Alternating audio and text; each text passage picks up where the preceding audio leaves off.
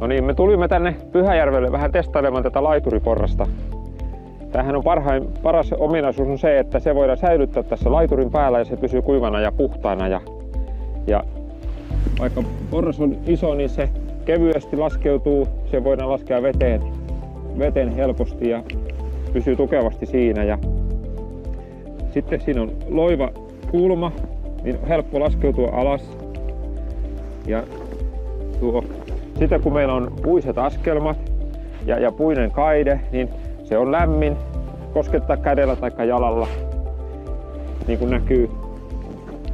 Ja koska se on loiva nousukulma, niin siitä on helppo nostaa ylös. Ja sitten taas puimisen jälkeen niin porras nostetaan laiturille odottamaan seuraavaa kertaa. Ja syksyn tullen niin porras voidaan näin irrottaa ja viedä saunan taakse talvisäilytykseen.